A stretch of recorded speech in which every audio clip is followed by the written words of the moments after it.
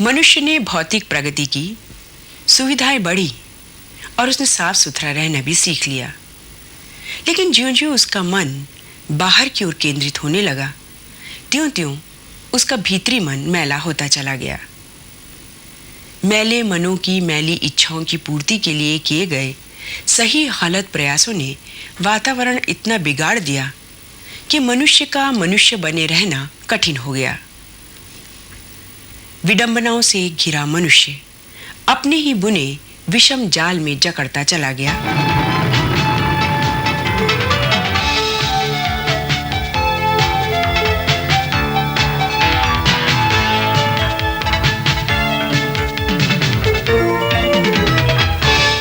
ऋषि सत्ता ने सुझाया कि भौतिक प्रयासों के साथ ही साथ आत्मा, मन और बुद्धि को परिष्कृत करने के आध्यात्मिक प्रयास भी किए जाएं। युग ऋषि वेद मूर्ति तपोनिष्ठ पंडित श्रीराम शर्मा आचार्य एवं वंदनीय माता भगवती देवी शर्मा के मार्गदर्शन संरक्षण में गायत्री परिवार पिछले लगभग 50 वर्षों से छोटे बड़े रूपों में इन आध्यात्मिक प्रयोगों को चला रहा है, जिनके प्रतिफल अभूतपूर्व निकले हैं। तब ऋषि सत्ता ने देव संस्कृति दिग्विजय सहित अश्वमेध अनुष्ठानों का निर्देश किया और पहला मोर्चा खोला गया राजस्थान जयपुर के आयोजन के रूप में। ग्राम प्रदक्षिणा के क्रम में पूरे राजस्थान के हजारों गांवों तक पहुंचा गया। संस्कार महोत्सवों द्वारा जन जन को देव संस्कृति से जोड़ा गया। तीर्थ परिक्रमा के अंतर्गत राजस्थान के पवित्र स्थलों का जलरज समारोह पूर्वक एकत्रित किया गया। 3 दिन का यज्ञ प्रारंभ हुआ। किसी को आशा नहीं थी, किंतु दिव्य प्रवाह ने अपना चमत्कार दिखाया। लोग उमड़ पड़े। गरीबों से लेकर धनपतियों तक, किसानों मजदूरों से लेकर उच्च अधिकारियों तक, जन सामान्य से लेकर मंत्रियों तक में अश्वमेध के लिए उल्लास फूट पड़ा। दूसरा आयोजन हुआ मध्य प्रदेश के छत्तीसगढ़ क्षेत्र में इस्पात नगरी भिलाई में। जयपुर की तो अपनी आबादी लाखों है, भीड़ सहज थी, किंतु भिलाई के भावनाशीलों के उत्साह ने जयपुर के कीर्तिमान धूमिल कर दिए। मोर संग चलो रे, मोर संग चलो जी, मोर संग चलोगा, मोर संग। कलश यात्रा में 20,000 से अधिक देवियों ने योगदान किया।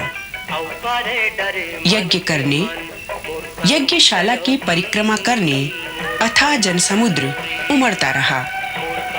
लाखों ने यज्ञ किया। 80,000 के लगभग व्यक्तियों के संस्कार कराए गए। सांप्रदायिक सद्भाव का अनोखा दृश्य उभरा। शिवरात्रि के संयोग के कारण शिवजी की 45 फुट ऊंची प्रतिमा एक ईसाई कलाकार ने बिना पारिश्रमिक लिए तैयार की। ईसाई, मुस्लिम, सिख, कबीरपंथी सभी संप्रदायों ने सक्रिय सहयोग दिया। दलगत भेद भूलकर सभी दलों के राजनेताओं ने भाग लिया तथा जीवन के हर क्षेत्र में आध्यात्मिक प्रकाश पहुंचाने की आवश्यकता स्वीकार करते हुए जन जन को इस दिशा में बढ़ने की प्रेरणा दी।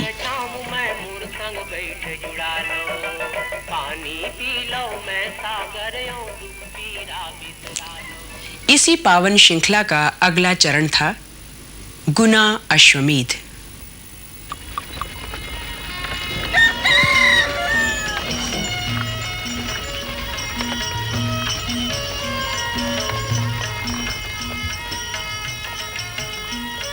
गुना मालवा एवं बुंदेलखंड का एक मिलन स्थल है जो राष्ट्रीय कर्तव्यों के प्रति बराबर जागरूक रहा है। इस क्षेत्र की अपनी ऐतिहासिक गरिमा है। 1857 के बाद भारत के अंतिम स्वतंत्रता संग्राम में चंद्रशेखर आजाद एवं विश्वनाथ वैशंपायन जैसे क्रांतिकारियों को यहीं से पोषण मिला था।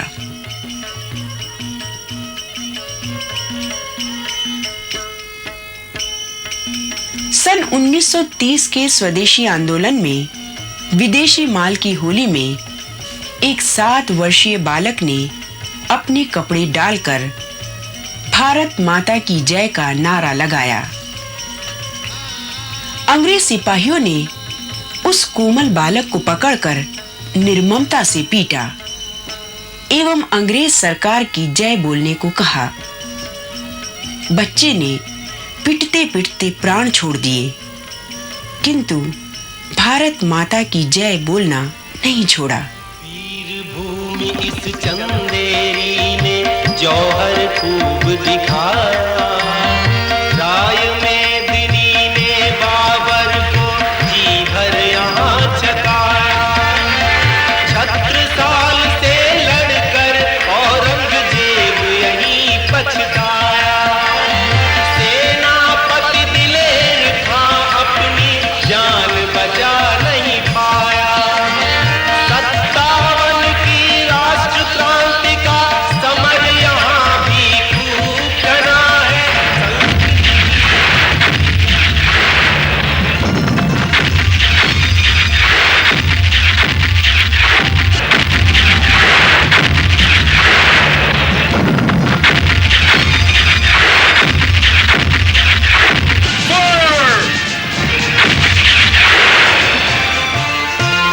यह देखो शिवपुरी यहाँ की महिमा अजब निराली।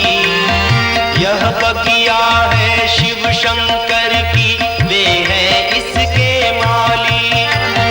कर्म भूमि तात्या टोपे की यहाँ पास में झांसी।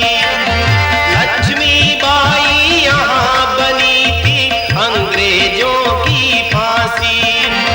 बुंदेले हर बोलों के मुख इसका भारी नाम सुना है। यह इतिहास प्रसिद्ध क्षेत्र है, इसका साथी शहर गुना है। अश्वमेध होंगे इस ऊपर, जिनका केवल नाम सुना है। एक नया अध्याय उसी का अश्वमेध। गुना के चारों ओर के ग्रामीण क्षेत्र आज भी खेतीबाड़ी पर निर्भर है।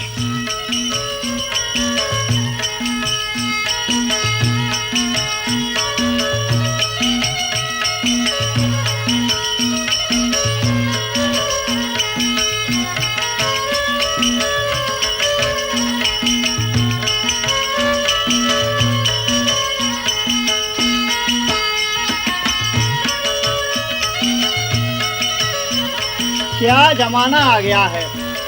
पूरा अखबार लड़ाई झगड़े, लूटपाट, बम विस्फोट की खबरों से ही भरा पड़ा है। हाँ भाई श्यामलाल, दुनिया में शांति और भाईचारा बचा ही नहीं।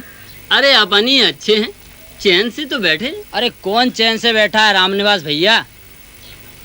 घर में शांति नहीं तो चौपाल पर आ बैठते हैं, आपस में नहीं पटती, लड़ाई झगड़े होते हैं तो कचहरी पर जा बैठते हैं। सच कहते हो गोवर्धन भैया, आपसी प्रेम भाव और सहयोग कहीं दिखाई नहीं देता। अरे वो कौन आ रहा है?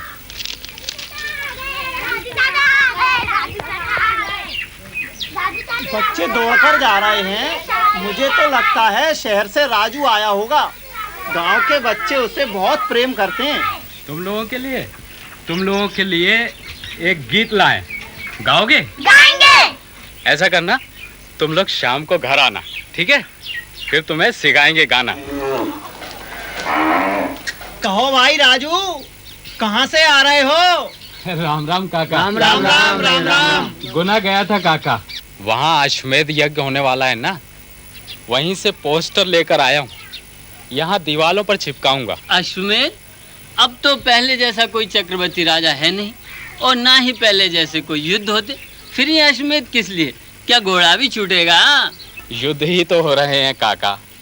दुनिया भर में अच्छाई और बुराई के बीच तो घमासान युद्ध हो रहा है। हम लोग भी यही बात सोच रहे थे कि दुनिया भर में, हमारे देश में और हमारे घरों में भी ये युद्ध जैसी हालत क्यों है।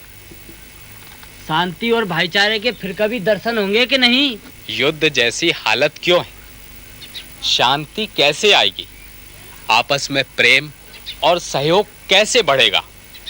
इन सब सवालों का एक ही जवाब है और वो है अश्वमेध। तुम्हारी ये बात तो मेरी समझ में नहीं आती। तो फिर ऐसे समझ लो काका कि जानवर जैसा हमारा मन ही घोड़ा है। यदि हम उस पर लगाम नहीं लगाएंगे तो ये छुट्टल घोड़ा हमें एक के बाद दूसरे गड्ढे में गिराता ही रहेगा ना। पर राजू, घोड़ा तो बड़े काम की चीज होती है, उसकी बलि चढ़ाना भी तो ठीक नहीं है। यदि लगाम लगा दें तो बड़े काम का घोड़ा है ये। तो फिर समझदारी की बात ये होगी कि हम घोड़े को बचा लें और उसके जानवरपन की बलि चढ़ा दें। बस यही तो है असली अश्वमेध। ऐसा भी कहीं होता है क्या? तो फिर ऐसा करना काका, आप सब मेरे साथ गुना चलना।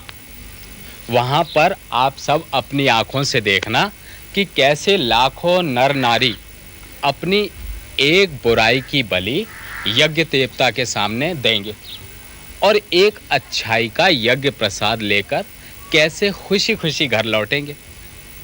काका, वहां पर प्रेम, सहयोग और सतयुग का प्रत्यक्ष दर्शन करना। अगर मेरी बात गलत निकले तो जो दंड आप लोग मुझे देंगे मुझे मंजूर होगा। अच्छा काका, राम राम। राम राम राम राम राम। ऐसा अश्वमेध तो पहली बार सुना है।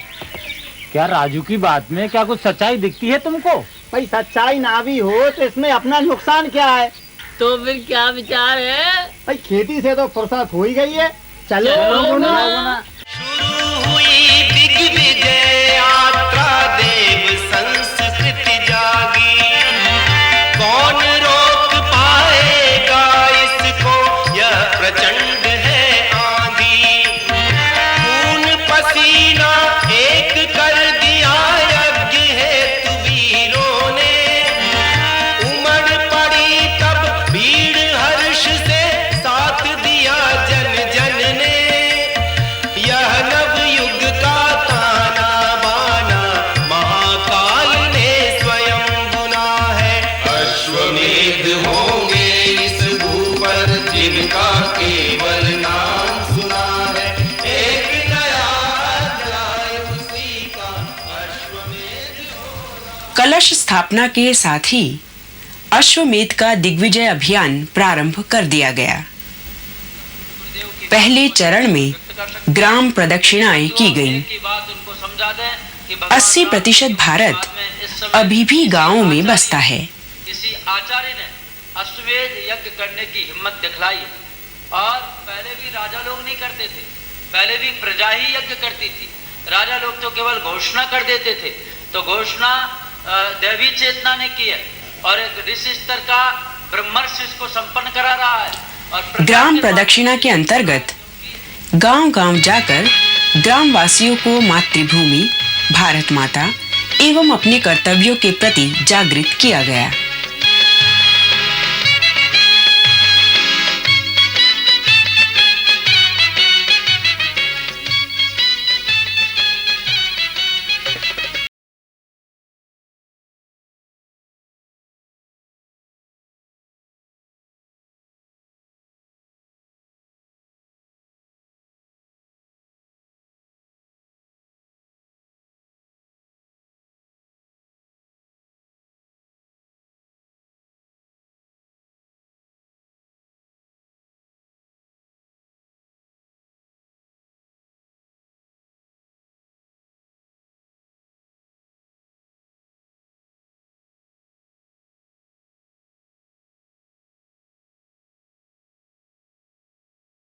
चरण में तीर्थ परिक्रमा के अंतर्गत सभी धर्मों के पवित्र स्थलों का जल रज समारोह पूर्वक ले जाया गया।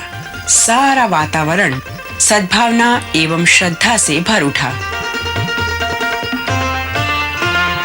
महाकाल की नगरी यह उज्जैन नाम है इसका। हुए विक्रमादित्य न्याय प्रिय, नाम अमर है जिनका। क्षिप्रा नदी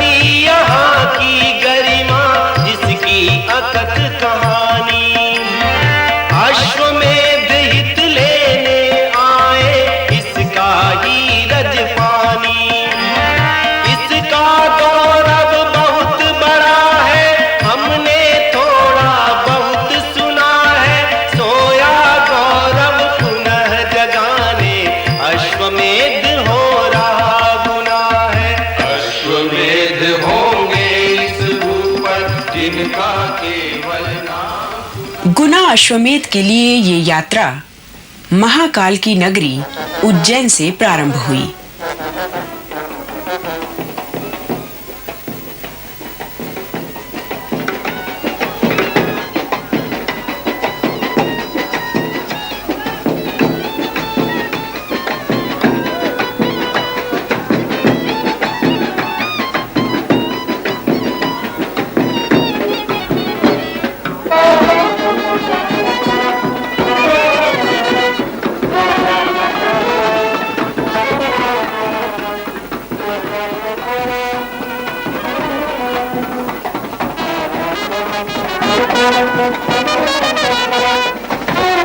उज्जैन के विभिन्न रास्तों से होते हुए इंदौर की ओर यात्रा चल पड़ी।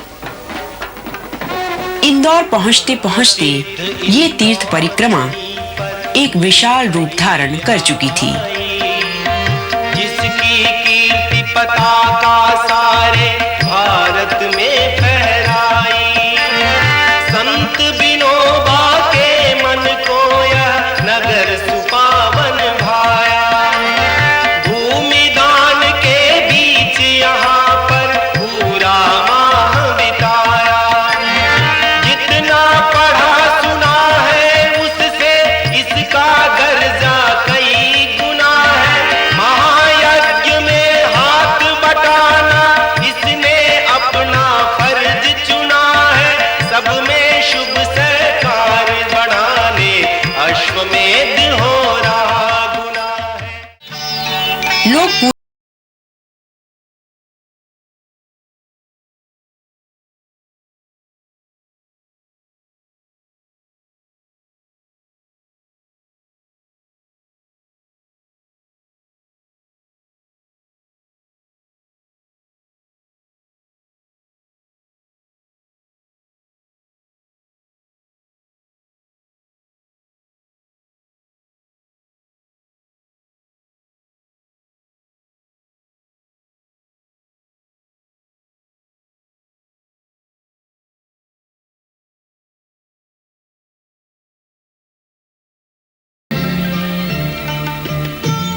उसी दिन गुना शक्तिपीठ से कलश यात्रा भी प्रारंभ हो रही थी।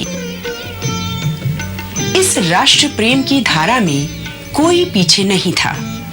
हिंदू, मुसलमान, सिख, ईसाई सभी अपनी अपनी भावनाएं व्यक्त कर रहे थे। संगम मालवा और बुंदेलखंड का पावन, लोग यहाँ के सीधे सच्चे, प्रकृति बड़ी मन भावन। प्रेम और सहकार सभी के मन में खूब भरा है। संप्रदाय का भेद नहीं है, हर इंसान खरा है। महाकाल ने इसीलिए ही यह सुंदर स्थान चुना है यज्ञीय भाव से डूबा देखो सारा। अश्वमेधों में होने वाली मंगल कलश यात्रा नारी शक्ति के जागरण का एक उद्घोष भी है। नारी को समान अधिकार देने की बात कही तो सभी जगह जाती है, किंतु नारी शक्ति की तेजस्विता, सहन शक्ति तथा उसका पूर्ण सम्मान अश्वमेधों में ही देखा जा सकता है। गिरी मातृ गरिमा बढ़ा पाप भारी, हुई क्षुब्ध अपमान से आज नारी। गिरी मातृ गरिमा बढ़ा पाप भारी, हुई क्षुब्ध अपमान से आज नारी। पुनः मातृ गरिमा का उत्थान होगा, उसे प्राप्त फिर श्रेष्ठ सम्मान होगा। पुनः मातृ गरिमा का उत्थान होगा, उसे प्राप्त फिर श्रेष्ठ सम्मान होगा। कभी पूज्य थी पुण्य सलीला कभी थी, कभी पूज्य थी पुण्य सलीला कभी थी। वही वासना का कलश ढो रही है, वही वासना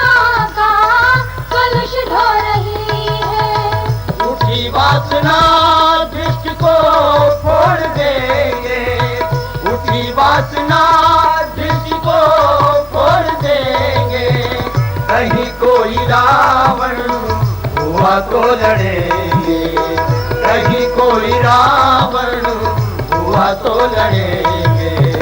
नाभ और दुख माँ उठाना तुम्हें है, नाभ और दुख माँ उठाना तुम्हें है।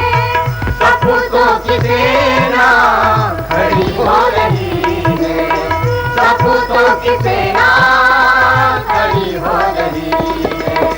अश्वमेध की यज्ञशाला में पहला अधिकार पूर्ण प्रवेश मंगल कलशधारी महिलाओं का होता है। भारतीय संस्कृति में किसी भी शुभ कार्य का प्रारंभ पवित्र जलयुक्त मंगल कलश स्थापित करके किया जाता रहा है। मंगल कलशों की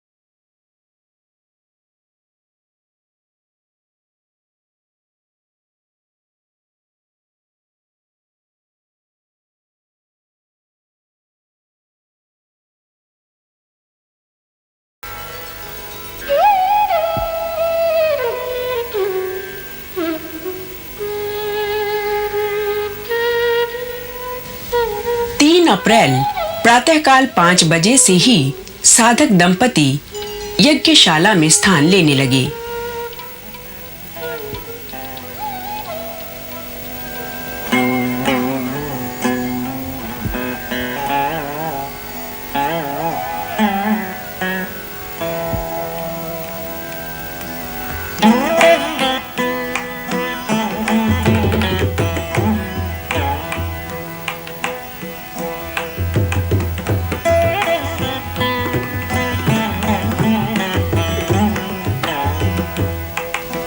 अश्वमेध के लिए देव शक्तियों का आवाहन एवं पूजन आज का प्रमुख कार्यक्रम था। श्रेष्ठ कार्यों के लिए जिस प्रकार शरीरधारी साधकों सत्पुरुषों को आमंत्रित किया जाता है, उसी प्रकार सूक्ष्म शरीरधारी देव शक्तियों का भी आवाहन किया जाता है। देव आवाहन भावनाशील साधकों द्वारा किया जाता है।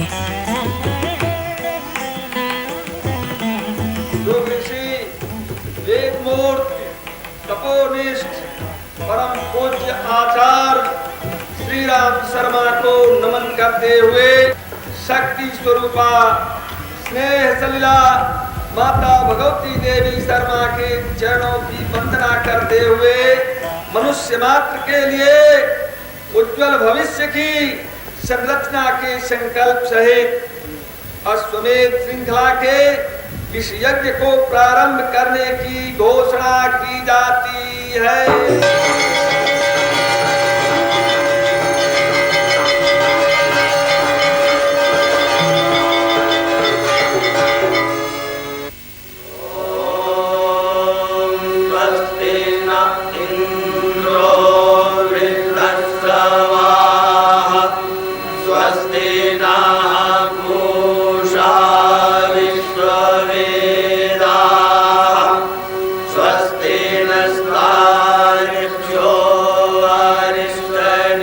समय के अनुरूप शास्त्रीय विधान को संक्षिप्त करने पर भी देव पूजन कई घंटे चलता है।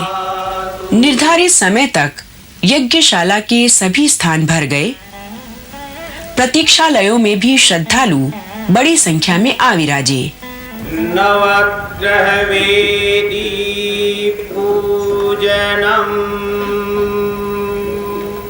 सृष्टि में सभी पदार्थ एक दूसरे पर अपना प्रभाव डालते हैं। समूचा ब्रह्मांड एक चैतन्य शरीर है। सूर्य इसकी आत्मा है। इसका प्रत्येक स्पंदन हर घटक को प्रभावित करता है। पृथ्वी पर ऋतु परिवर्तन, झंझावात, चक्रवात, हिमपात, भूकंप, महामारी ग्रहों की परिस्थिति के साथ जुड़े हैं।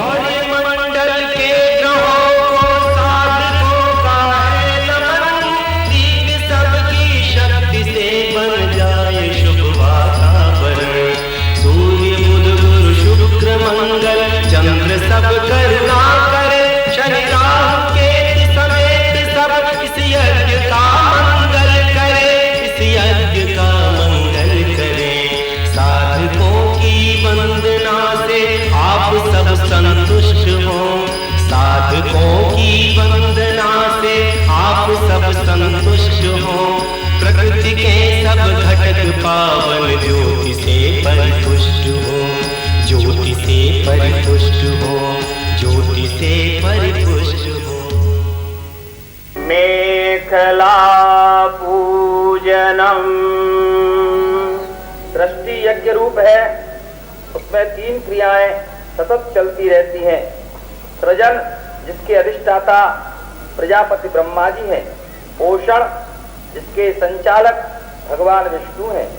परिवर्तन, जिसके अधीक्षक महादेव शिव हैं। इन तीनों प्रक्रियाओं को यज्ञीय मर्यादा की प्रतीक मानकर प्रत्येक यज्ञ कुंड 3 मेखलाओं की बनाई जाती है। इन मर्यादाओं का उल्लंघन न हो, उन्हीं के अंतर्गत यज्ञीय प्रक्रिया चले, इस अनुबंध को स्वीकार करते हुए मेखलाओं का पूजन किया जाता है। हाथ में अक्षत पुष्प लें, मंत्र के साथ ब्रह्मा जी का ध्यान करें। मंत्र के बाद ऊपर वाली सफेद मेखला पर चढ़ाएं। वैदिक मंत्र पंचम स्वर मध्यम गति।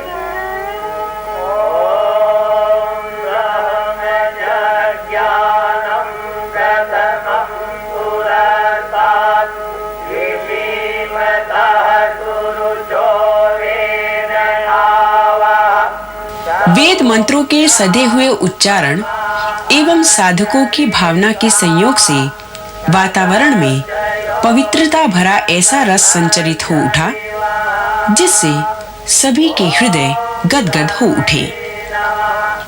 यज्ञ क्षेत्र ही नहीं, सारे नगर में ध्वनि विस्तारक यंत्रों के माध्यम से मंत्र गूंज रहे थे। देव पूजन का पहला चरण 10 बजे समाप्त हुआ।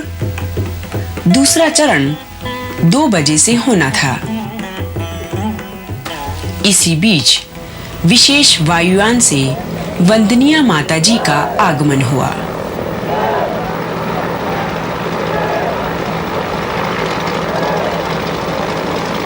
सैकड़ों वाहन तथा हजारों श्रद्धालु हवाई अड्डे पर जा पहुंचे। प्रमुख कार्यकर्ताओं एवं नागरिकों के साथ ग्वालियर राजमाता विजय राजे सिंधिया ने वंदनीय माताजी का अभिनंदन किया।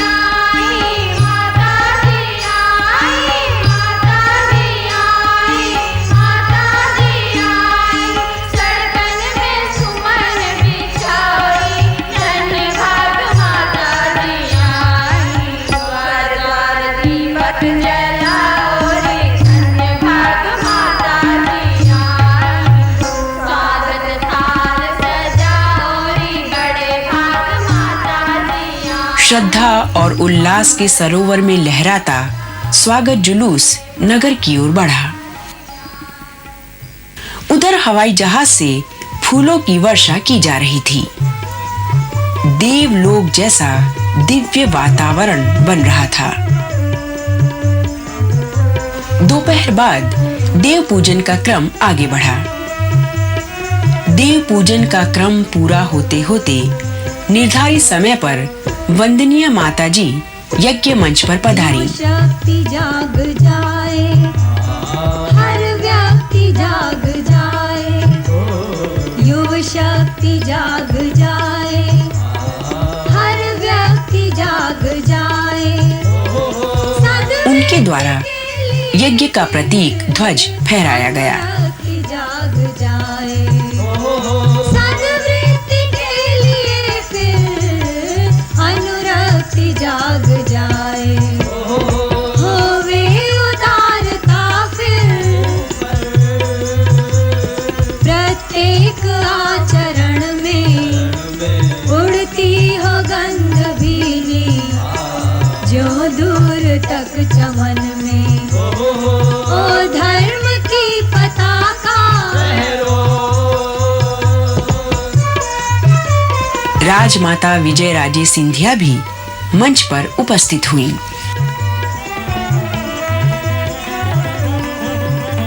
यज्ञ अश्व यानी यज्ञ अग्नि के यज्ञशाला में प्रवेश का समय आया। वेदों में तीव्र गति से सर्वत्र संचरित होने में समर्थ को अश्व कहा गया है।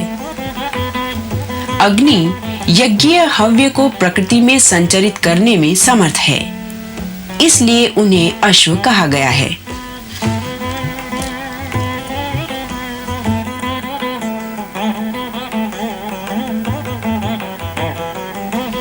शांति कुंज में स्थापित अखंड ज्योति की ज्वाला अश्वमेध के लिए भेजी गई। डॉक्टर प्रणव पंड्या एवं शैल बहन उसे सम्मान पूर्वक लाए।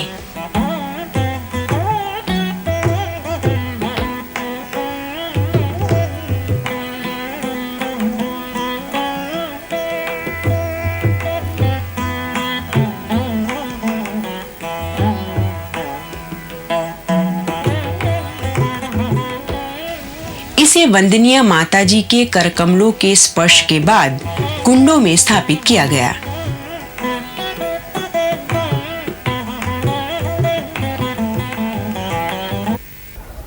मैं भगवती देवी शर्मा आज चैत्र शुक्ला एकादशी दिनांक 3 अप्रैल 1999 को युग निर्माण गायत्री परिवार के संस्थापक अध्यक्ष पद से देव संस्कृति दिग्विजय अभियान के तीसरे अश्वमेध यज्ञ मालवा अंचल गुना मध्य प्रदेश के शुभारंभ की घोषणा करती हूँ।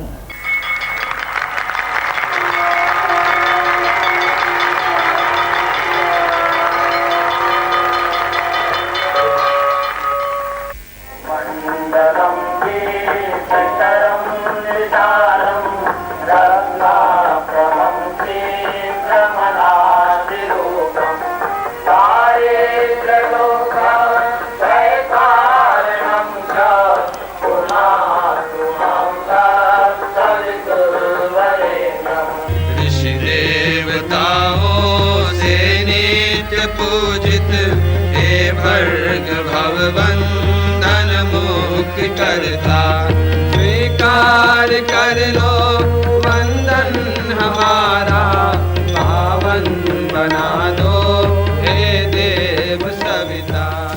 यज्ञ अग्नि का विधिवत पूजन करके उसमें कुछ आहुतियां दी गईं।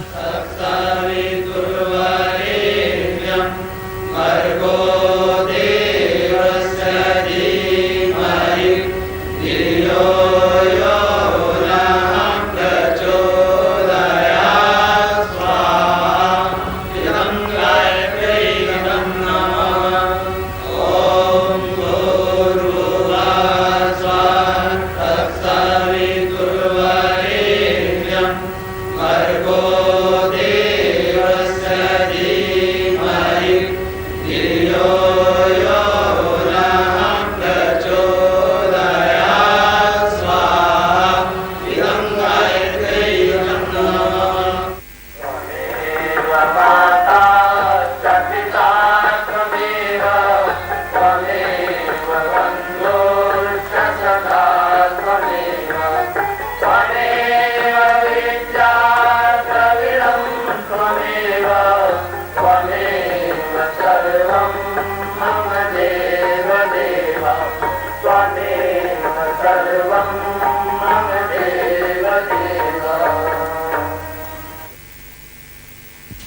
राजमाता ने अपने भाव इस प्रकार व्यक्त किए। इसमें हम सब एकजुट होकर एक आत्मता के साथ इस महान कार्य में, पवित्र कार्य में अपना योगदान दें, ताकि गायत्री माता की कृपा से और भगवती माता के आशीर्वाद से हमारे इस महान मातृभूमि के अंदर हम सबको सुख शांति मिले और साथ ही साथ हम जगत गुरु कहलाने योग्य बने। उठो तुम्हारे इम्तिहान की, उठो तुम्हारे इम्तिहान की। इस प्रकार अत्यंत भाव भरे उल्लासमय वातावरण में देव पूजन का क्रम संपन्न हुआ। अब तक यज्ञ क्षेत्र कुंभ जैसे मेले का रूप ले चुका था। दुर्गा का पतन देखकर, मानवता का पतन देखकर आज धरा कुलाई है।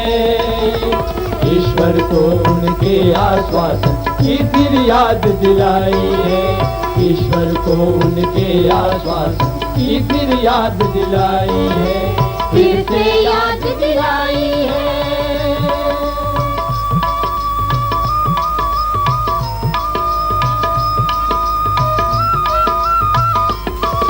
शाम की सभा में वंदनीय माता जी का प्रवचन होने वाला था।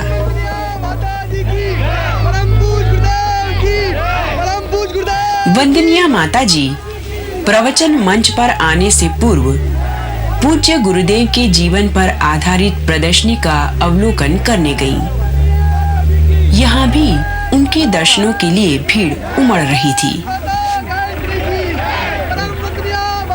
रेड परेड ग्राउंड की तरफ जनता उमड़ रही थी। रोचक और प्रेरणाप्रद संगीत द्वारा जनता को उल्लसित किया गया। चलने का अवसर आया है, हम सच्चे साथी हैं प्रभु के, हम सच्चे साथी हैं प्रभु के, क्या विश्वास बढ़ाना है। असमंजस में समय गंवा कर कायर नहीं कहना है, हीरों शौर्य दिखाना है। बिगुल बज गया महाक्रांति का, वीरों शौर्य दिखाना है। असमंजस में समय गंवा कर कायर नहीं कहना है, वीरों शौर्य। मंच पर वंदनीय माता जी के साथ राजमाता विजय राजे सिंधिया भी पधारी। डॉक्टर प्रणव पंड्या, शैल बहन तथा वंदनीय माता जी के प्रवचन हुए। शक्ति स्वरूपा माताओं, बहनों और भाइयों, परम पूज्य गुरुदेव ने इन सब समस्याओं से निपटारा पाने के लिए कुछ उपाय सुझाए थे, जिनमें उन्होंने यज्ञ आयोजनों को एक जन आंदोलन का रूप दिया। उन्होंने कहा, हवा में घुलते हुए जहर को, इस विष को कम करने के लिए सिर्फ यज्ञ ही एक ऐसे माध्यम है जो आदमी की सांस लेने के लिए ठिकाने हो सकते हैं। आदमी के चिंतन को, आदमी को सन्मार्ग के लाने के लिए आध्यात्मिक प्रेरणा ही सही हो सकती है। गांधी जी का नमक सत्याग्रह उतना बड़ा महत्वपूर्ण का काम नहीं था नमक बनाना, जितना कि ये समझना कि अगर देश में विदेशी निर्भरता इतनी बनी रही, मानसिक गुलामी इतनी बनी रही, तो लोग नमक जैसी साधारण चीज़ के लिए मुहताज हो जाएंगे। बापू ने नमक सत्याग्रह आंदोलन शुरू किया और परम पूज्य गुरुदेव ने ये बताया कि लोक निर्माण के लिए हवा में घुलते हुए जहर को कम करने के लिए व्यक्ति तुलसी का बिरवा लगाने जैसा पुरुषार्थ तो कर ही सकता है, ज़्यादा कुछ नहीं करे तो। ये आयोजन जहाँ सामूहिक प्रार्थना है, जहाँ सामूहिक साधना है, इतने बड़े सत्परिणाम लेके आएंगे। ये कभी रामायण काल में हुए थे। ये हमारे यज्ञ आयोजन गुरुदेव के चलाए हुए वंदनीय माता जी के द्वारा निर्देशित अश्वमेध जन जन में फैली हुई कुरीतियों को युगांतरी चेतना के विस्तार के लिए, वातावरण फैले हुए दूषितता कम करने के लिए ये सहायक सिद्ध होंगे। हमारी शुभकामनाएं। ओम शांति। ओम गुरुर्ब्रह्मा गुरुर्विष्णु गुरुरेवो महेश्वरः गुरु साक्षात् परब्रह्म तस्मै श्री गुरुवे नमः। स्नेह सलीला परम वंदनीय माता जी के श्री चरणों में नमन करते हुए सभी देवतुल्य भाइयों एवं शक्ति स्वरूपा माताओं, आप सबको आज की इस गुना अश्वमेध यज्ञ की प्रथम दिन की पावन बेला में आप सबको अभिनंदन। मित्रों, वाल्मीकि रामायण में एक प्रसंग आता है कि श्री रामचंद्र जी कहते हैं अपने भाइयों से कि हमने लंका पर विजय प्राप्त कर ली, अब इसके पश्चात हमें राजसूय यज्ञ करना चाहिए, ऐसी प्रेरणा मन में आ रही है। भरत जी ने कहा, प्रभु यदि आप राजसूय यज्ञ करेंगे तो बड़ी परेशानी होगी, बहुत सारे राजाओं का रक्तपात होगा, अनावश्यक रूप से जनहानि होगी और जो दुखित आत्माएं हैं उनकी वजह से सारा सूक्ष्म जगत प्रदूषित होगा। रामचंद्र जी ने उपाय पूछा क्या करना चाहिए, तो लक्ष्मण जी ने रास्ता बताया कि राजसूय यज्ञ के स्थान पर अश्वमेध यज्ञ करना चाहिए।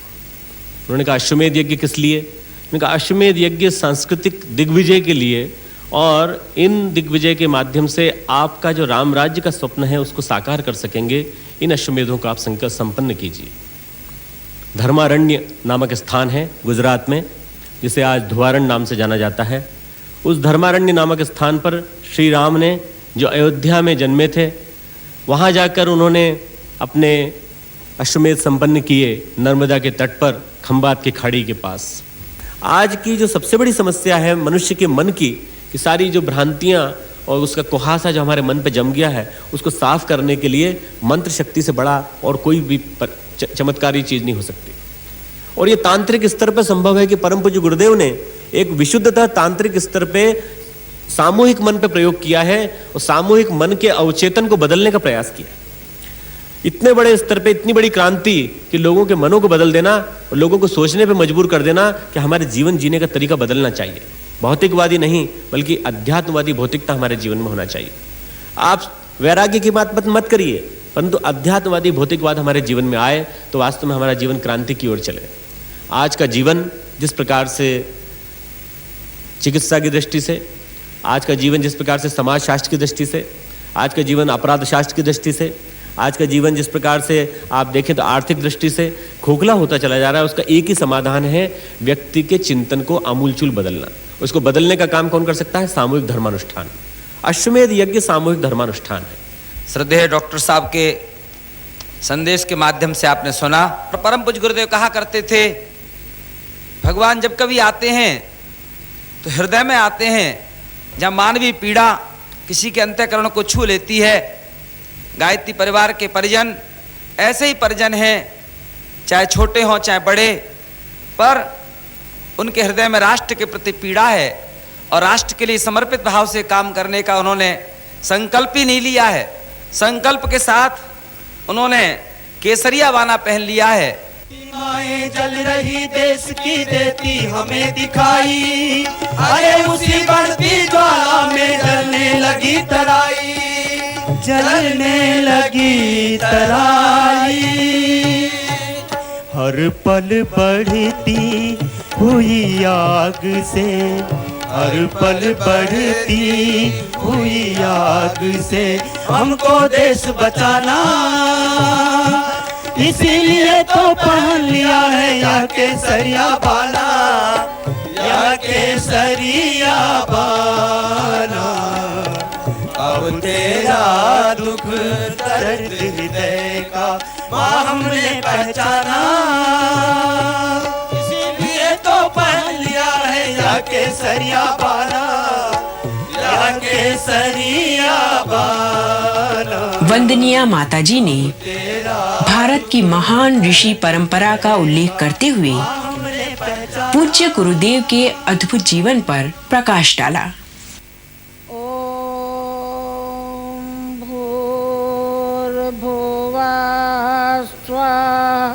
तत्सवितुर्वरेण्यं सवितुर्वरेण्यं भर्गो देवस्य धीमहि धियो यो नः प्रचोदयात्।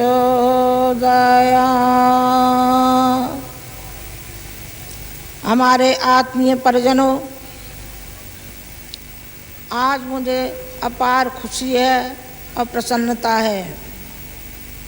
प्रसन्नता मुझे इस बात की है कि इस गुना नगरी में भेदभाव नहीं है। सभी परस्पर मिलजुल कर के जिन्होंने कार्य किया है, जो मैंने सुना, जो मैंने समझा और बारीकी से मैंने पढ़ा, तो मुझे बहुत खुशी हुई। जो हम चाहते थे वही हमको यहाँ देखने को मिला। हमें इस बात की प्रसन्नता हुई कि आपस में सब लोगों ने ये मिलजुल करके कार्य किया है, बगैर किसी जातिवाद के, बगैर किसी मजहब के, बगैर किसी राजनीति के, सब ने मिलजुल करके ये कार्य किया है। हमने एक देव मानवों का एक समूह बनाया है। गुरुजी कहा करते थे कि हम धरती पर स्वर्ग लाने की चेष्टा कर रहे हैं और मनुष्य में देवत्व का जब उदय हो जाता है तो वो अपने निजी स्वार्थों को हट करके और परमार्थ की ओर चलता है। परमार्थ की ओर जब चलता है तो स्वतः ही भगवान उसको देता हुआ चला जाता है, इसमें दो राय नहीं है। भक्तों के यदि मैं उदाहरण देना चाहूँ तो मैं सैकड़ों उदाहरण भक्तों के दे सकती हूँ। आप ये कहेंगे कि आप उन बातों को कह रही हैं जो कि हमने देखे नहीं। एक संत ने इतना संगठन तैयार कर दिया जो लाखों की संख्या में, क्या करोड़ों की संख्या में कह सकते हैं हम। लाखों की संख्या में तो पत्रिका निकलती है, हम करोड़ों की संख्या में कह सकते हैं। जिनके हाथ में माला थमा दी, जिनके व्यसन छुड़ा दिए, जिनकी बुरी आदतें छुड़ा दी, जो दहेज का प्रचलन था वो छुड़ाया, आदर्श विवाह होने लगे। कितना उन्होंने देश का काम किया है।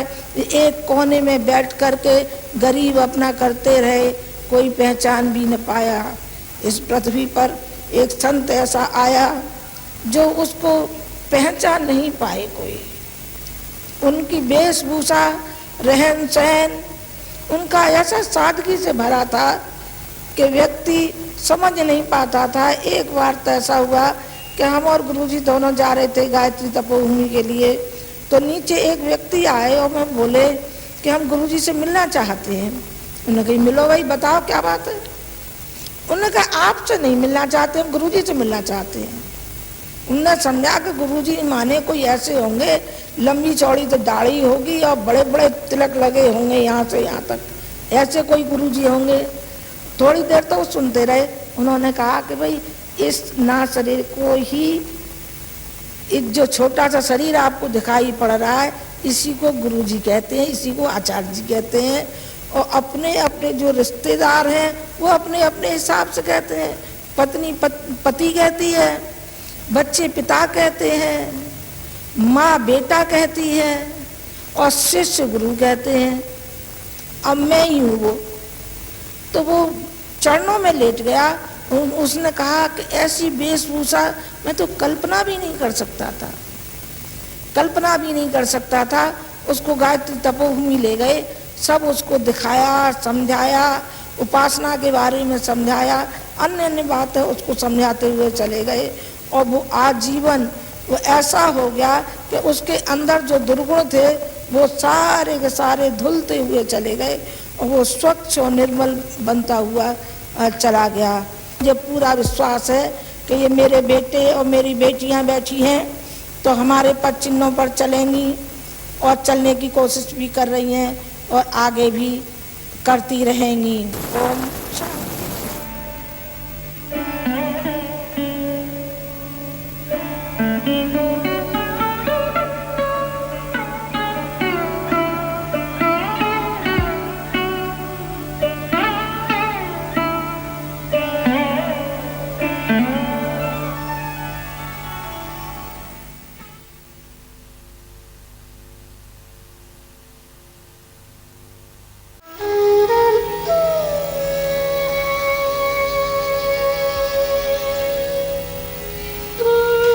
4 अप्रैल प्रातः 5 बजे से ही श्रद्धालु जन यज्ञशाला एवं संस्कार शाला में उपस्थित थे।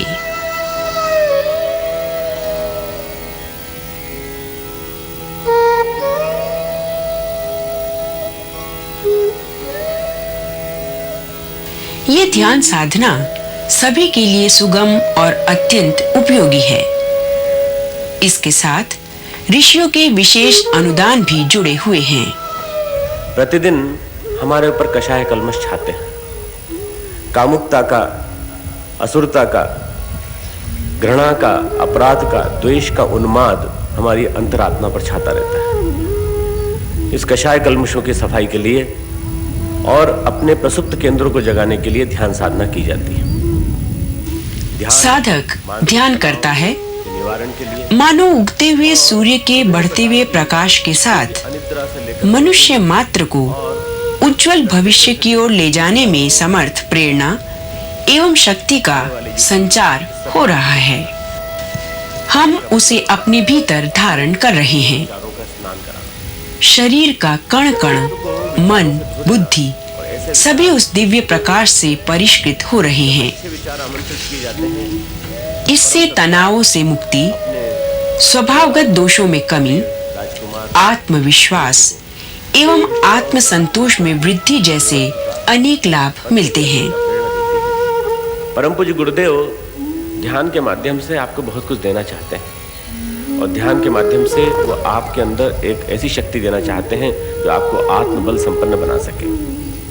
आने वाले युग में आत्मबल संपन्न लोक सेवियों की हमें आवश्यकता है। ये कहाँ से मिलेंगे? ध्यान की शक्ति प्रतिदिन अपने अंदर एकत्र करते हुए जो व्यक्ति अपने आप को ऊंचा उठाते चलेंगे उन्हें ही ये शक्ति मिलेगी।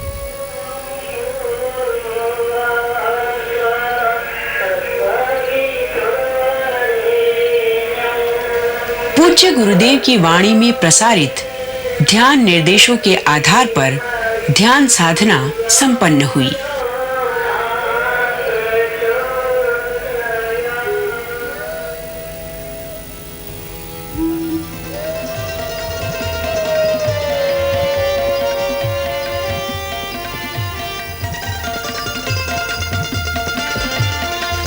दूर दराज से लोगों का पहुंचना आज भी जारी था।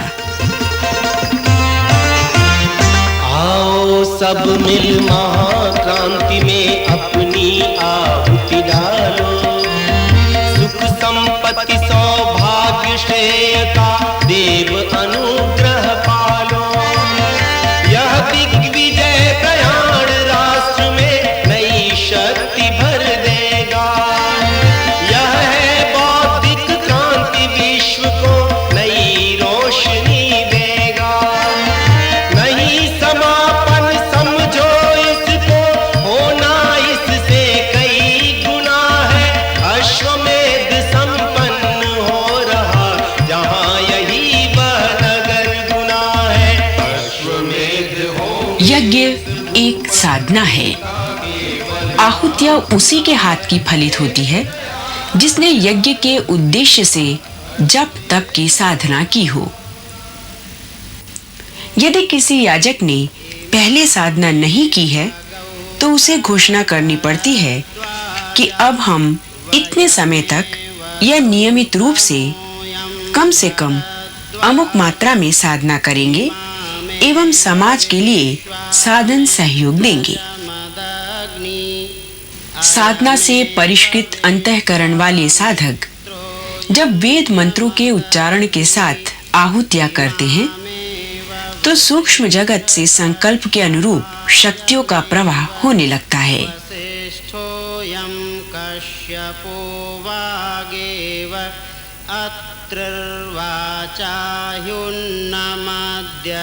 मनुष्य मात्र को उज्जवल भविष्य की प्राप्ति तथा राष्ट्र के सांस्कृतिक संगठन एवं विकास के लिए अश्वमेध किए जा रहे हैं। इसलिए सबको सद्बुद्धि प्रदान करने वाले गायत्री महामंत्र की आहुतियों के साथ सबके उत्पादक सविता देव के लिए विशेष आहुतियां भी दी गईं। शक्ति दे दे साधको, शौर्य दे दे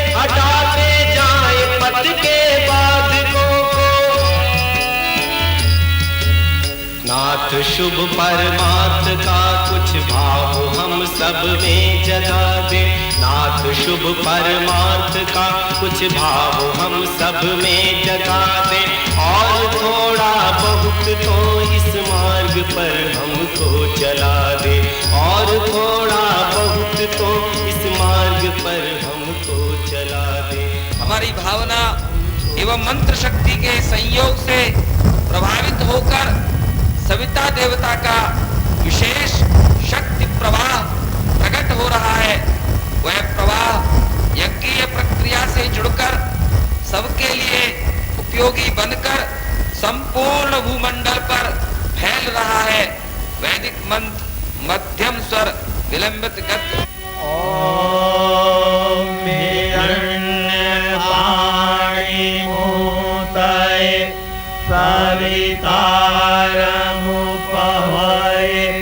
सचेता देवता पदग्वं स्वाहा इदं सवित्रे इदं नमः। इन आहुतियों का एक उद्देश्य है यज्ञ के लक्ष्य की प्राप्ति तथा याजकों के जीवन प्रवाह में आने वाले अनिष्टों का निवारण। वैदिक मंत्र मध्यम स्वर मध्यम गति। त्र्यंबकं यजामहे सुगंधिं पुष्टिवर्धनम् उर्वारुकमिव बन्धनान् मृत्योर्मुक्षीयमामृतात् स्वाहा इदं महामृत्युंजयाय इदं नमः।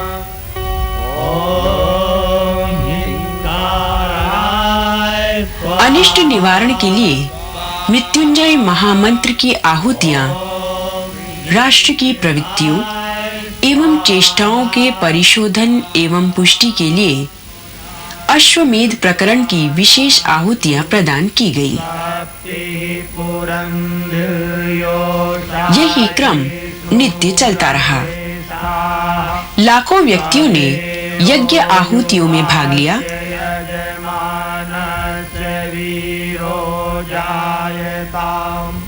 निकामे निकामे न पर्जन्यो वर्षतु फलवत्यो न ओषधयः पच्यन्ताम् योगक्षेमो नः कल्पताग्वं स्वाहा। युगाधिपति महाकाल की जय। युगाधिपति महाकाल की जय। जब यहाँ से मौन तांत्रिक आहुतियाँ देने की बात कही जाए, यथा स्थान बैठ जाएं, कोई भी न चले फिरें और न ही खड़े हों। इसका जरा विशेष ध्यान रखेंगे हमारे स्वयंसेवक भाई। अश्वमेध अनुष्ठान से उत्पन्न ऊर्जा को लोक हित में सुनियोजित किया जाता है। इस हेतु तंत्र विधि की मौन आहुतियां भी प्रत्येक पारी में दी जाती है। ओम भूर्भुवः स्वः तत्सवितुर्वरेण्यं भर्गो देवस्य धीमहि धियो यो नः प्रचोदयात् स्वाहा। यज्ञशाला में साधक जन आहुतियां दे रहे थे और श्रद्धालु जन परिक्रमा का लाभ उठा रहे थे। वेद मंत्रों से सारा वातावरण दिव्यता से भर उठा था। बेटा आपको गायत्री मंत्र आता है? सुनाओ जरा जोड़ के।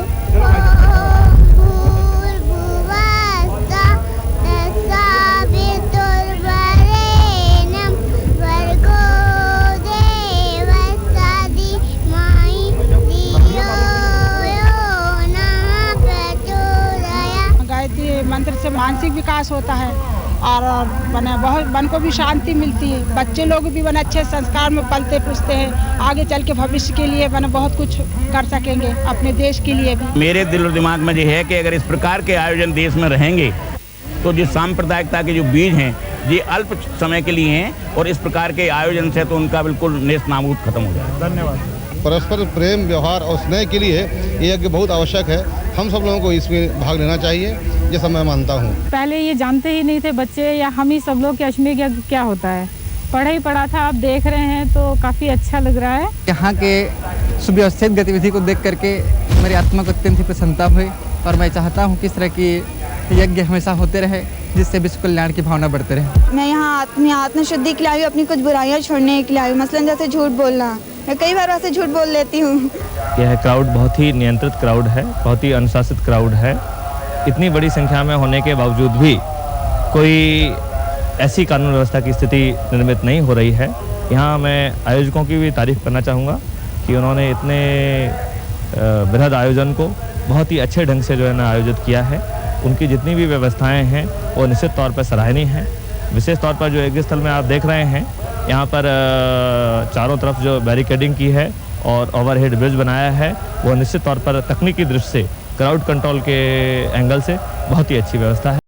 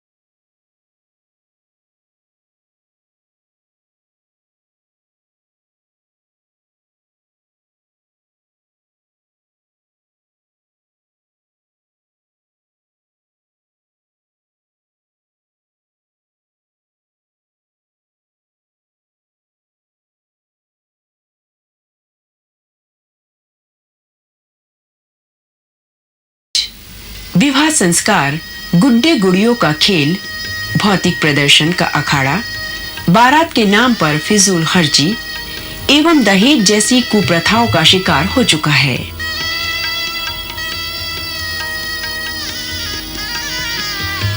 हम सभी का सौभाग्य है कि गायत्री परिवार द्वारा इस दिशा में सार्थक कदम उठाया गया है। परिणाम स्वरूप युग निर्माण योजना के प्रत्येक सम्मेलन में आदर्श विवाह के लिए होड़ जैसी लग गई है। विवाह दो आत्माओं का मिलन है। इस पावन संस्कार के माध्यम से जीवन भर एक दूसरे के प्रति, परिवार एवं समाज के प्रति निभाए जाने वाले कर्तव्यों का बोध कराया जाता है। विभिन्न कर्मकांड जैसे वर वधू का पद प्रक्षालन, वरमाला, हरिद्रालेपन, ग्रंथि बंधन, लाजा होम, सप्तपदी तथा सिंदूर दान के माध्यम से जीवन की कठिनाइयों का सामना करना और जीवन रूपी खेल में प्रयुक्त होने वाली सावधानियों तथा कर्तव्यों का भान कराया जाता है।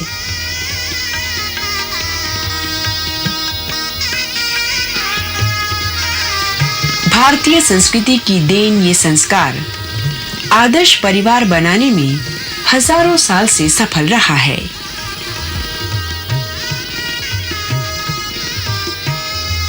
यही कारण था कि पुरातन काल में भारतीय समाज में श्रेष्ठ नागरिकों का बाहुल्य देखने को मिला।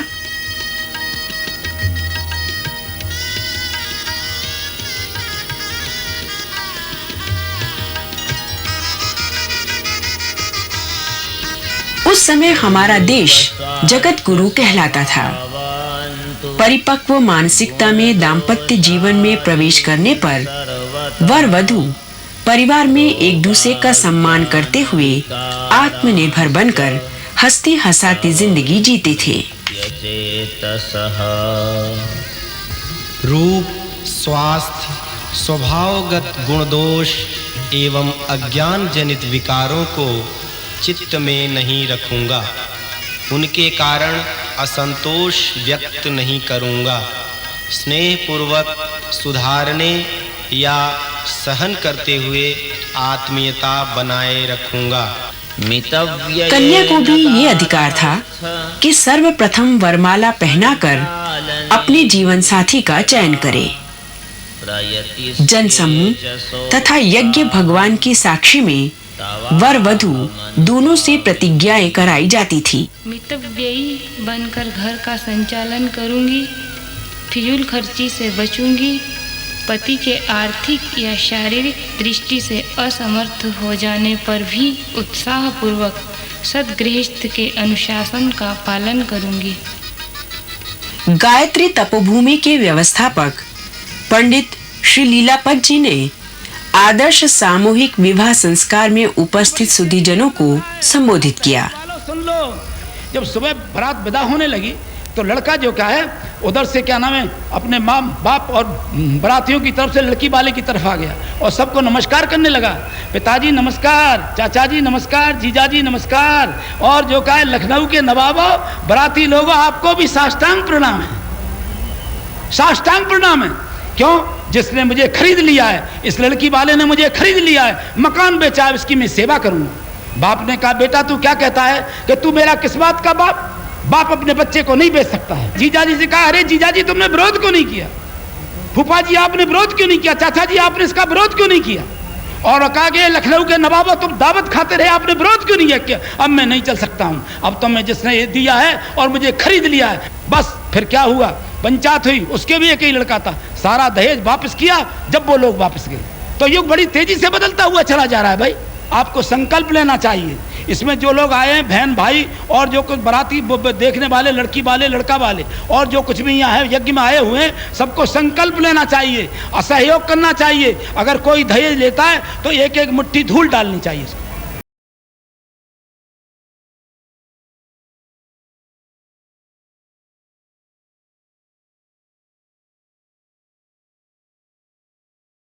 आरंभ होने से पूर्व प्रवचनशाला में वंदनीय माताजी ने नव दंपतियों को आशीर्वाद दिया। इस अवसर पर डॉक्टर प्रणव पंड्या ने भी यज्ञ के संबंध में बताया। सारी विश्व धरती को नया बनाने के लिए, विश्व संस्कृति बनाने के लिए आज सब आतुर हैं। आप जिनको देख रहे हैं ये आने वाले युग के कर्णधार बनेंगे। ये परिवार संस्था को सशक्त और संचालित करने के लिए परम पूज्य गुरुदेव ने आदर्श विवाहों की परंपरा डाली। आज 58 दंपत्ति आज से जिस पुत्र में बन रहे हैं, इन्हें वंदनीय माता जी का आशीर्वाद मिल रहा है। आप सबके भाव सुमन इन्हें अर्पित होंगे गीत के माध्यम से। भूल गए हम अपना पौरुष, गए अनैसे हार, हम गए अनैसे हार, हम गए अनैसे हार। हुए संकुचित हृदय हमारे, बन बैठे अनुदार, हृदय से बन बैठे अनुदार, हृदय से बन बैठे अनुदार। लेकिन अब तो दिशा बदल कर, हो लेकिन अब तो दिशा बदल कर बढ़ो लगन वालों। प्यार की दीक्षा कारण है या सुनो जगत वालों। बसंती चोला रंग डालो, बसंती चोला रंग डालो। युग की यही पुकार, बसंती चोला रंग डालो। प्यार की दीक्षा कारण है या सुनो जगत वालों। बसंती चोला रंग डालो, बसंती चोला रंग डालो, चोला रंग डालो, बसंती चोला रंग डालो, बसंती चोला रंग डालो, बसंती चोला रंग डालो। अश्वमेध सबसे पहला जो किया गया था ब्रह्मा जी ने किया था, और ब्रह्मा जी ने ये कहा था कि मुझे आदेश मिला है कि इस धरती का, इस सृष्टि का यजन के माध्यम से उत्पत्ति करो। सह यज्ञ प्रजा सृष्टवा पुरोवाच प्रजापति, गीता में आता है तुम यज्ञ से इस सृष्टि का सृजन करो। और प्रजापिता ब्रह्मा ने सृष्टि का सृजन किया और कहा यज्ञ के माध्यम से तुम सब फलों की, इच्छाओं की, मनोकामनाओं की पूर्ति की, प्राप्ति की मार्ग की ओर बढ़ो। यज्ञ से सृष्टि की उत्पत्ति हुई है। यज्ञ हम नियमित रूप से करते हैं। हम सांस लेते हैं और सांस छोड़ते हैं, ये प्राण यज्ञ कहलाता है। हम जीवन धारण करते हैं और जीवन छोड़ते हैं, ये जीवन यज्ञ कहलाता है। हम अपने चिंतन को महान बनाते हैं, अपने आप को ऊंचा उठाते हैं, ये देव यज्ञ कहलाता है। हम नियमित रूप से अपने जीवन में अच्छाइयों को उतारते हुए आगे बढ़ते चले जाते हैं, श्रेष्ठताओं को आगे बढ़ाते हैं, यही यज्ञ है। वस्तुतः यज्ञ इस भुवन की नाभि कही गई है। यज्ञ को कहा गया यज्ञो वही भुवनस्य नाभि, और इस यज्ञ के माध्यम से सारी सृष्टि की जो उत्पत्ति हुई है, ये सारा का सारा जो सृजन कार्य चल रहा है, यज्ञ के माध्यम से चल रहा है।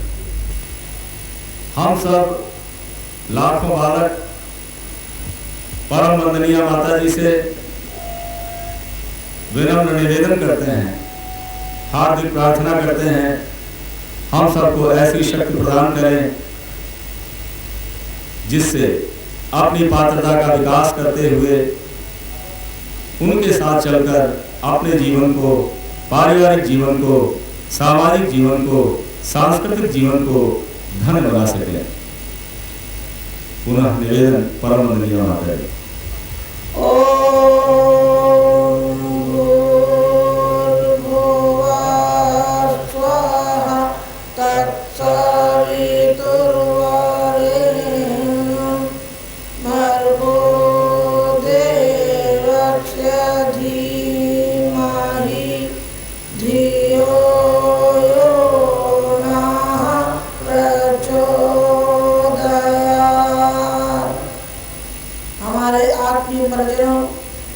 गुरुजी के सामने भी एक घटना ऐसी हुई कि कहीं वो राजस्थान गए थे।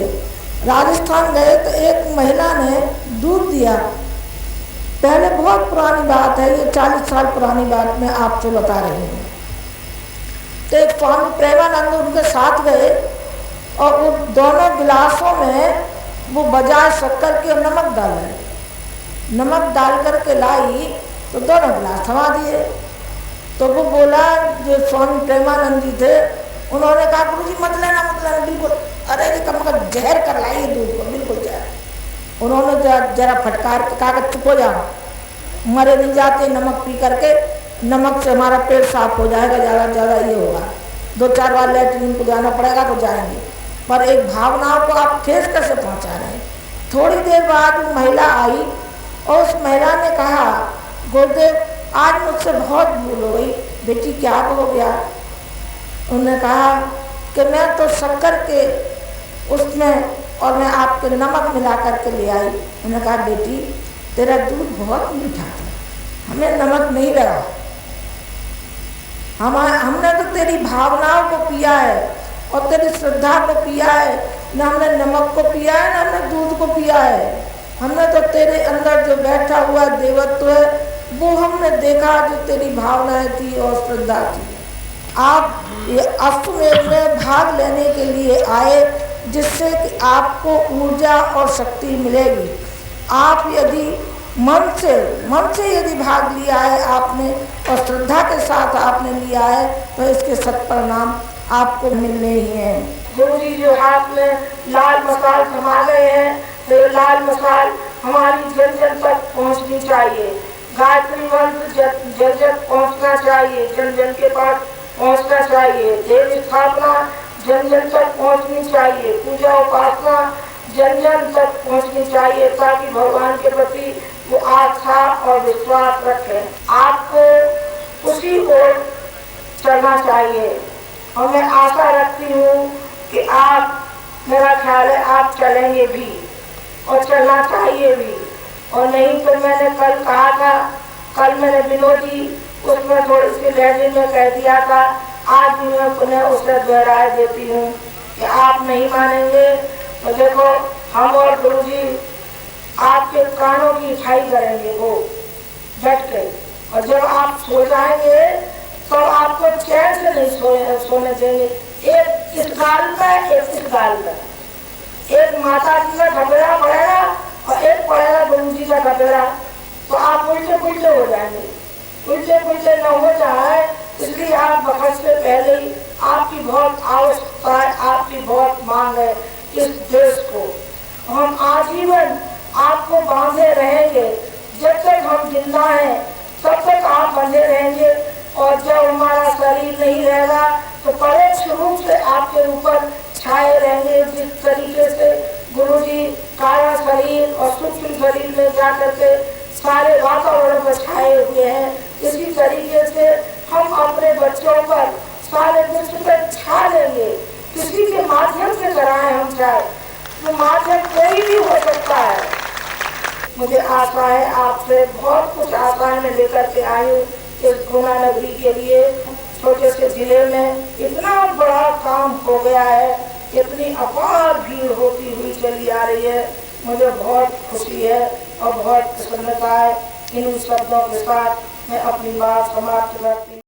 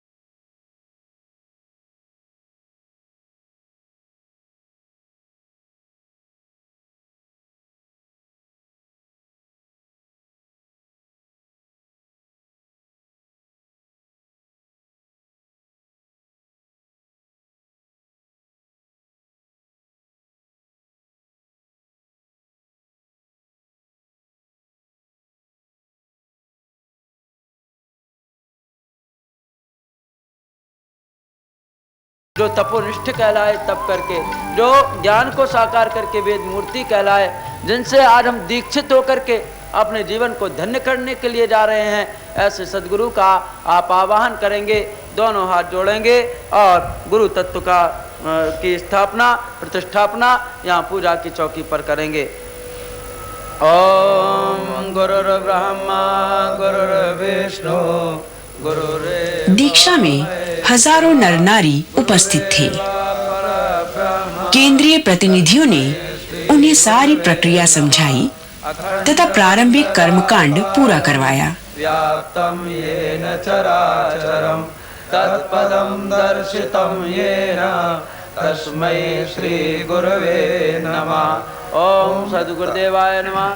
आवाहयामि स्थापयामि पूजयामि ध्यायामि ततो नमस्कारं करोमि।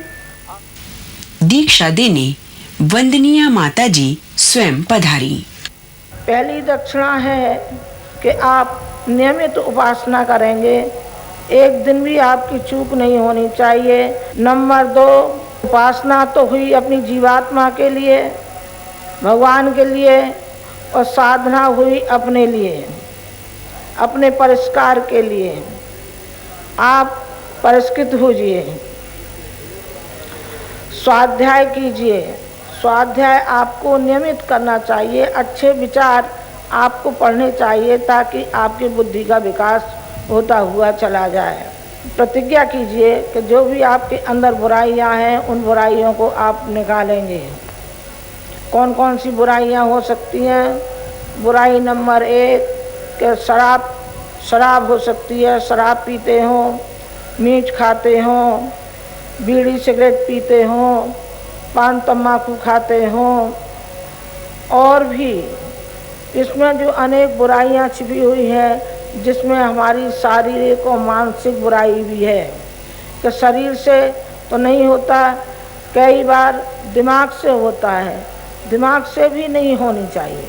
फिर आप क्या करेंगे? आप समाज सेवा के लिए व्रत लीजिए कि हम 2-4 घंटे नियमित हम समाज के लिए देंगे। जो हमें बताया गया है समाज सेवा के लिए, आप समाज सेवा के लिए व्रत लीजिए ताकि हम सारे विश्व के लिए, जो कह रहे हैं कि सारे विश्व को बदल डालेंगे, तो कैसे बदल डालेंगे? आप बदलेंगे तभी तो बदलेंगे।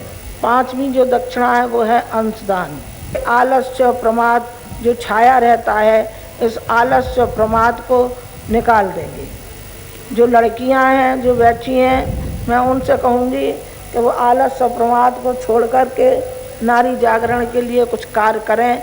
2 से 5 तक का टाइम मिलता है तो भली भांति कर सकती हैं। हर हालत में समय दान आपको देना ही चाहिए।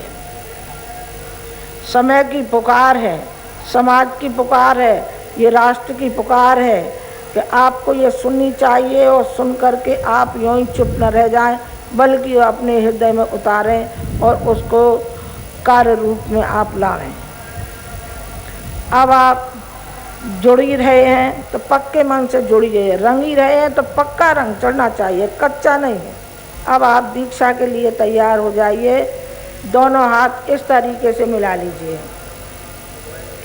और पसलियों के पास यूँ ले आइए। दोनों अंगूठे आपके बराबर होने चाहिए। अंगूठों के जो नाखून हैं इन पर ही आप ध्यान केंद्रित करेंगे। ओम भूर भुवः स्वः तत् सवितुर् वरेण्यं भर्गो देवस्य धीमहि धियो यो नः प्रचोदयात्। ओम भूर भुवः स्वः तत् सवितुर् वरेण्यं भर्गो देवस्य धीमहि धियो यो नः प्रचोदयात्। ओम आपो इष्टामयो भुवस्तान ऊर्जे दधातन महेरणाय चक्षसे। ओम यो वाशिवतमो रसस्तस्य भाजयते नः उषतीरिव मातरा। ओम तस्मा आरंग। दीक्षा के बाद विभिन्न संस्कारों का क्रम दोपहर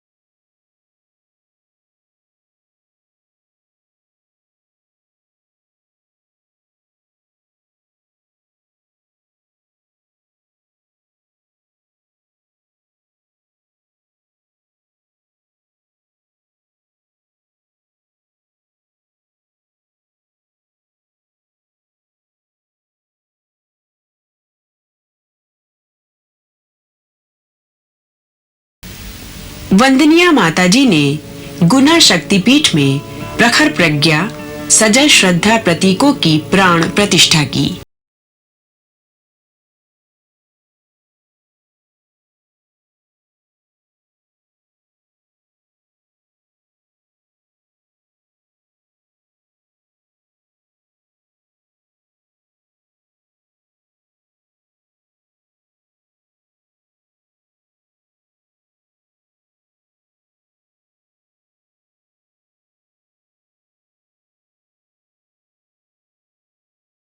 अटूट था। सारे गुना के मुख्य सड़कों तथा बाजारों को दुल्हन की तरह सजाया गया था। सभी लोग सारे काम भूलकर केवल यज्ञमय हो रहे थे। सब रस पहचाने है शरीर अनमोल, इसी में वैभव भरे खजाने। कर प्रयोग तन मन पर तुमने, सब रहस्य पहचाने है शरीर अनमोल, इसी में वैभव भरे खजाने। तन तो साधन है केवल यह भेद हमें समझाया। रहा अभागा जिसने जीवन अपने लिए गंवाया। तन तो साधन है केवल यह भेद हमें समझाया। रहा अभागा जिसने जीवन अपने लिए गंवाया। तुमने जो कुछ कहा स्वयं, तुमने जो कुछ कहा स्वयं, तुमने जो कुछ कहा स्वयं, करके सबको दिखलाया।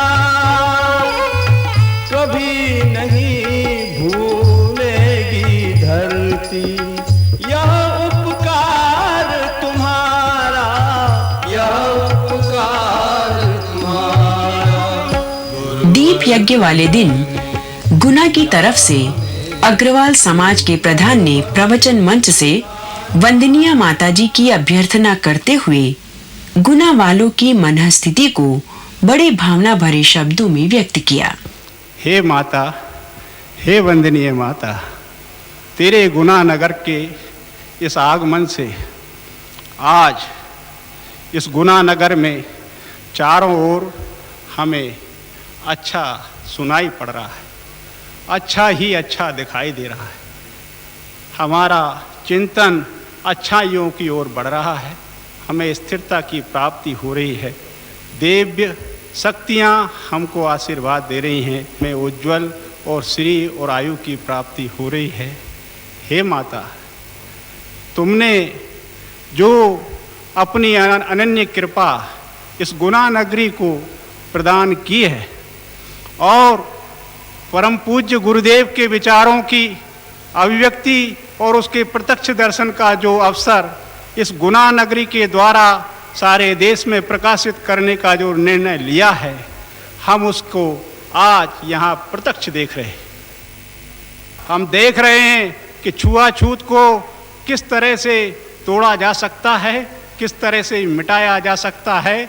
आज इस गुना नगरी में केवल एक जाति है, मानव जाति, देव जाति, देव संस्कृति, और इसके अलावा कोई जाति है ही नहीं। हम उससे अभिभूत हैं। हम तेरी अभ्यर्थना में कुछ कर नहीं सकते हैं माता, लेकिन हमारे पास जो पुष्प हैं, हमारे पास जो श्रद्धा हैं, हमारे पास जो सुमन हैं, वही तेरे चरणों में श्री में समर्पित हैं। आज प्रवचन क्षेत्र में सर्वाधिक भीड़ थी। वंदनीय माताजी के आशीर्वचन सबने बड़े ध्यान से सुने। भगवान बुद्ध ने कार्य किया था और भगवान बुद्ध के बाद जो कार्य अधूरा रहा सो गुरु जी ने पूरा किया, और जो काम थोड़ा और रह गया है उसको हम और आप मिलकर के कार्य को पूरा करेंगे। हमारे हृदय में एक ज्वाला धधक रही है और वो हर व्यक्ति के लिए, हर अपने परिजनों के लिए ये चाहती है कि इस ज्वाला में से एक थोड़ी सी चिंगारी इनके मनों में पड़ जाए, ताकि उस चिंगारी से ये धन्य हो सके और इस चिंगारी को लेकर के आगे तक सब व्यक्तियों में इस चिंगारी को लेते हुए चले जाएं।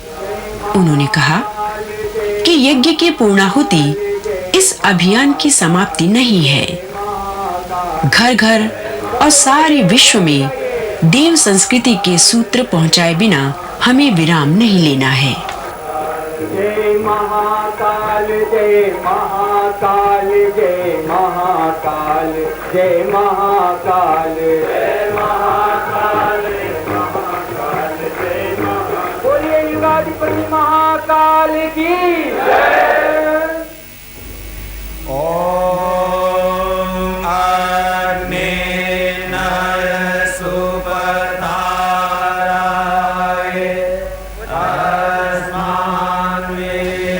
दीप यज्ञ की छटा तो अपने आप में अनोखी रहती ही है।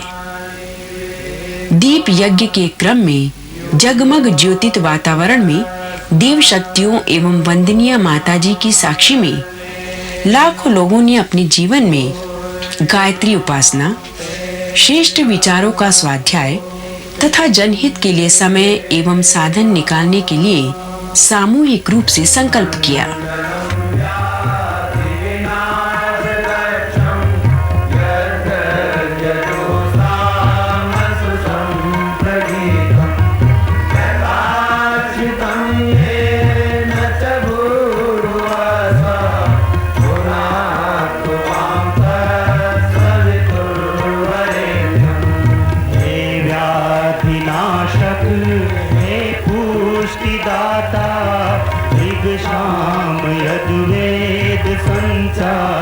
करता हे भूर्भुवः स्वः प्रकाशित पावन बना दो हे देव सविता। मंडलम व्याधि विनाशदक्षं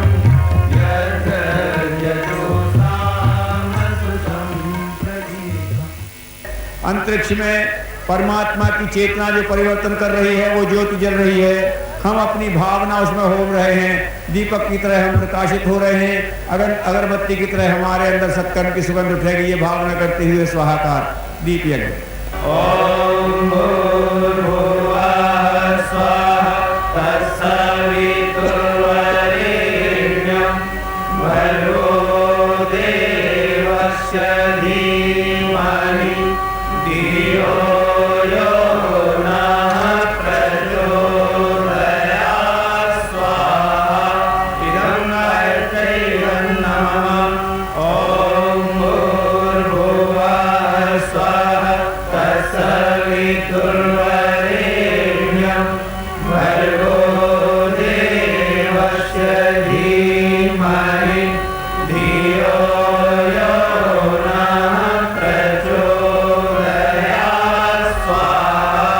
इदं गायत्र्यै नमः। ॐ भूर्भुवः स्वः तत्सवितुर्वरेण्यं भर्गो देवस्य धीमहि धियो यो नः प्रचोदयात् स्वाहा। इदं गायत्र्यै नमः।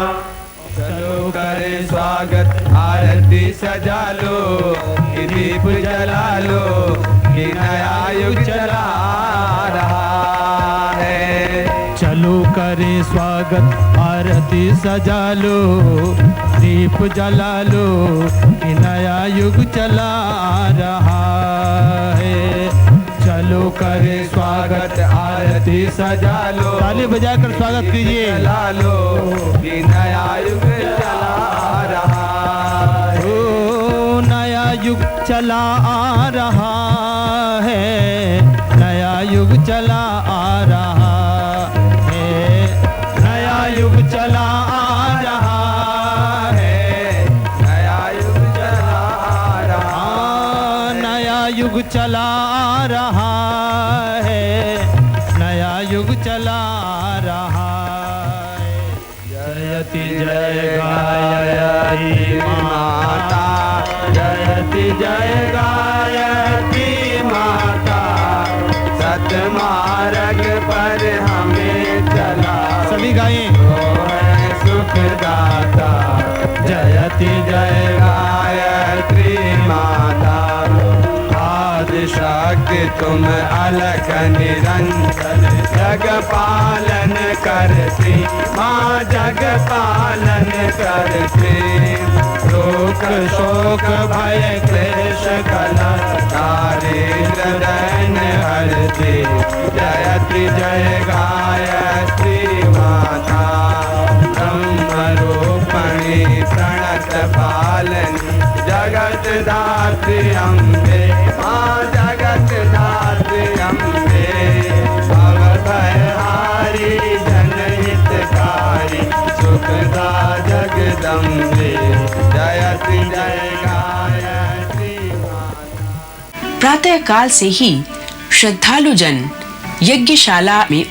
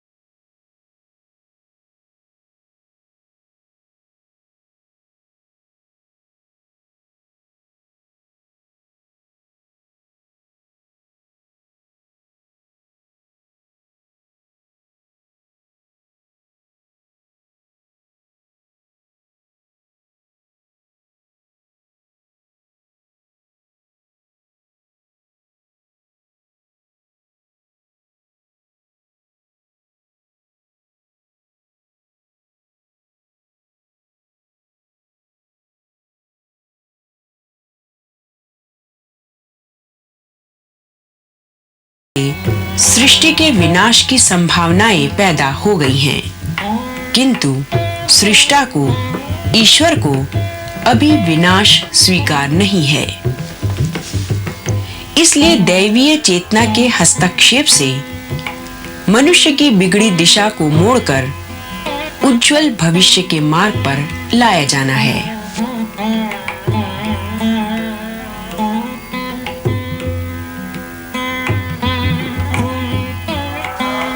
तानु नत्र विधान में यज्ञ कुंड का स्पर्श करके याजकों को देव शक्तियों के सामने ये घोषणा करनी पड़ती है कि हमने इस यज्ञ के लिए अमुक मात्रा में साधना की है एवं अमुक सहयोग दिया है। प्रत्येक पारी में लगभग 10,000 नर नारी आहुतियां देने बैठते। शेष लोग यज्ञशाला के अंदर एवं बाहर के प्रतीक्षालयों में बैठकर अपनी पारी की प्रतीक्षा करते हुए यज्ञीय वातावरण का लाभ प्राप्त करते रहे।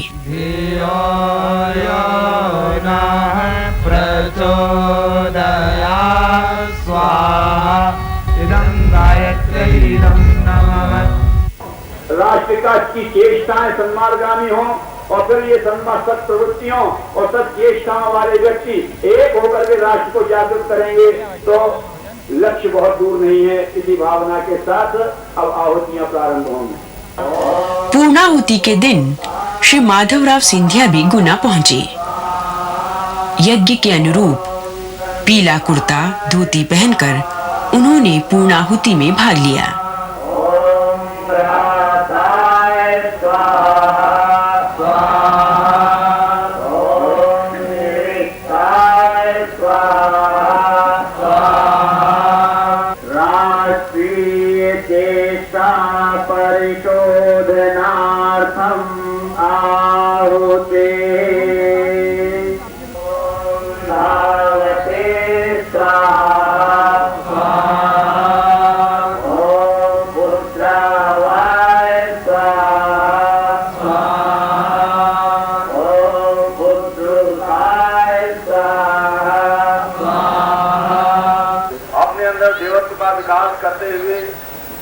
का अनुसरण करने के लिए संकल्पित होकर हम पूर्णाहुति करते हैं।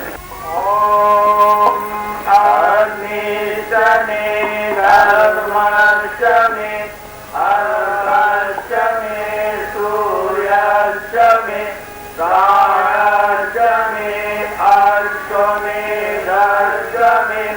पृथ्वीशमे हरितशमे शीतशमे द्यौशमे अंगुरयाधक्वरयोनिदशमे यज्ञेन कल्पता स्वाहा।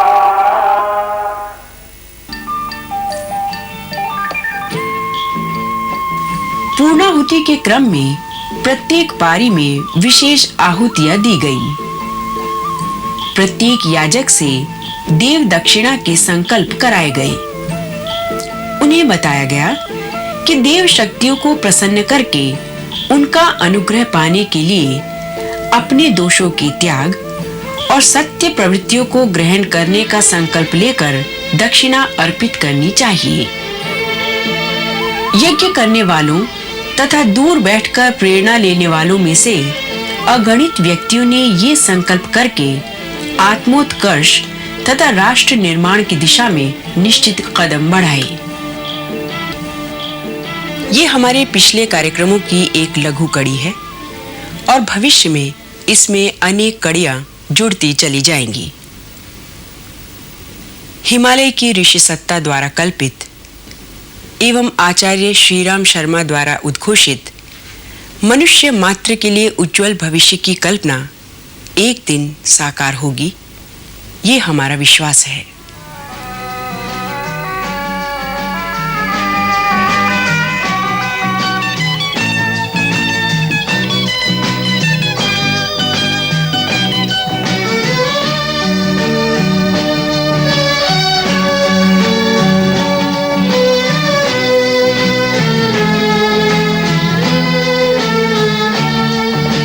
हमारे YouTube channel Shantikunj video Gayatri परिवार को सब्सक्राइब करें एवं बेल आइकन जरूर दबाएं ताकि गायत्री परिवार की विभिन्न गतिविधियों की जानकारी आपको मिलती रहे।